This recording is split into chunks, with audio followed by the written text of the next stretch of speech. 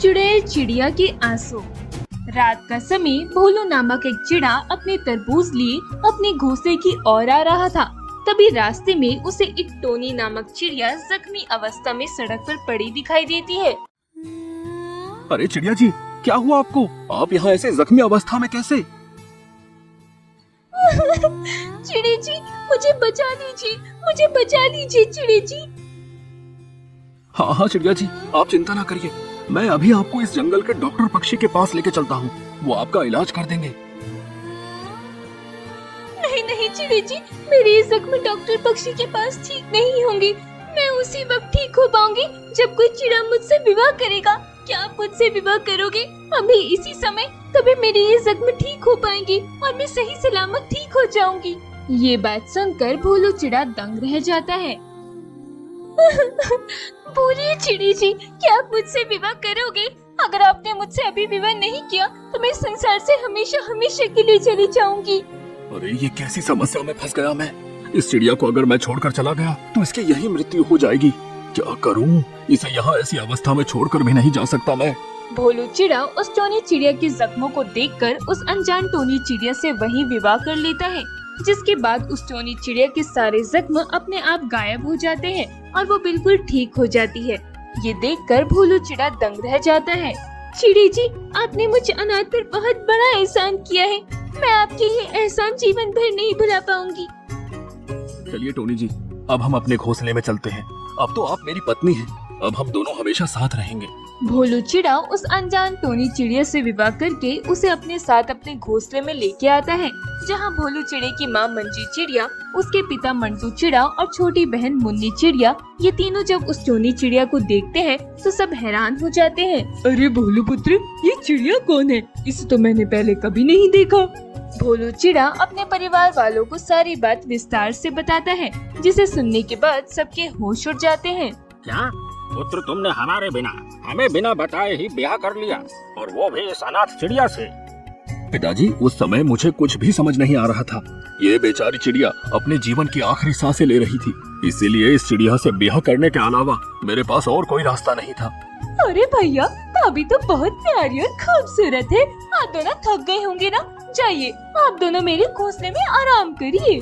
भोलू चिड़ा अपनी पत्नी टोनी चिड़िया को लेकर अपनी बहन के घोंसले में चला जाता है। मुन्नी, ये तुमने क्या किया? क्या भोलू के साथ साथ तुम्हारा भी दिमाग खराब हो गया है क्या? अरे माँ, आपने देखा नहीं कि वो चिड़िया कितनी खूबसूरत है और अब वो हमारे परिवार की बहू है।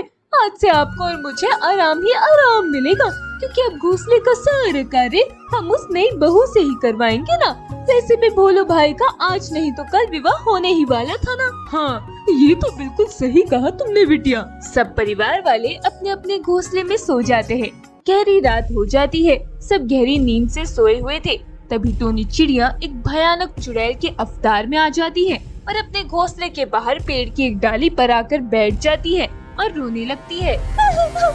क्यों किया माँ तुमने हमारे साथ ऐसा? बस एक बार तो मेरे सामने आ गई ना तो मैं तुम्हारा सर्वनाश ही कर दूंगी। तुम्हें मारने के बाद ही मुझे मुक्ति मिलेगी। कई वर्षों से मैं तुम्हें तलाश कर रही हूँ। वो चुड़ैल टोनी चिड़िया अपनी माँ के बारे में बात कर रही थी। तभी मंजी चिड़िया पीछे खड़े रहकर ये सब सुन लेती है। मंजी चिड़िया जैसे ही टोनी चिड़िया को चुड़ैल के अवतार में देखती है, उसकी चीख निकल जाती है। ये देखकर चुड़ैल टोनी चिड़िया उस मंजी चिड़िया को पकड़ लेती है।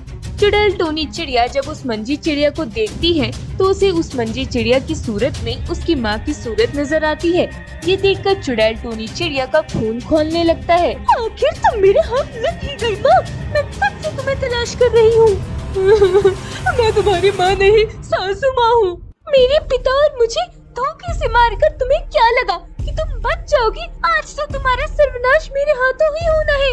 वो चुड़ैल टोनी चिड़िया मंजी चिड़िया को अपनी माँ समझ रही थी, जिसके बाद वो मंजी चिड़िया को वही जान से मार देती है और उसके शरीर को खाकर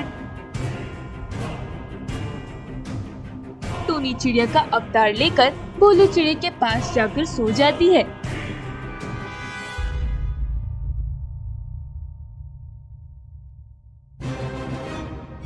अगले दिन सवेरे जब परिवार के सारे पक्षी उड़ जाते हैं तो किसी को मंजी चिड़िया दिखाई नहीं देती। सब मंजी चिड़िया को ढूंढने लगते हैं, पर मंजी चिड़िया का कहीं पता नहीं चलता।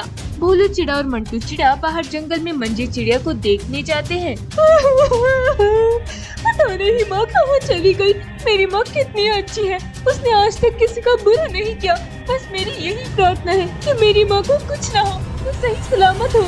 ये बात सुनकर चुड़ैल टोनी चिड़िया को बहुत गुस्सा आ जाता है और वो अपने असली चुड़ैल के अवतार में आ जाती है और मुन्नी चिड़िया का गला पकड़ लेती है। ये देखकर मुन्नी चिड़िया के होश उड़ जाते हैं। तभी मंटू चिड़ा और भोलू चिड़ा दोनों अपने घोंसले में वापस आ जाते हैं। वो जैसे ही टोनी चिड़िया को चुड़ैल के अवतार में देखते हैं, उनके होश उड़ जाते हैं। वो उस चुड़ैल से जैसे तैसे मुन्नी चिड़िया को छुड़ाते हैं। अरे बाप रे, ये टोनी तो चुड़ैल है।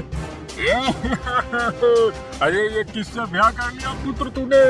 अरे ये तो एक चुड़ैल चिड़िया है। इस मुन्नी चिड़िया को तो मैं जान से मार दूंगी। तुम क्यों मेरी बहन को मारना चाहती हो?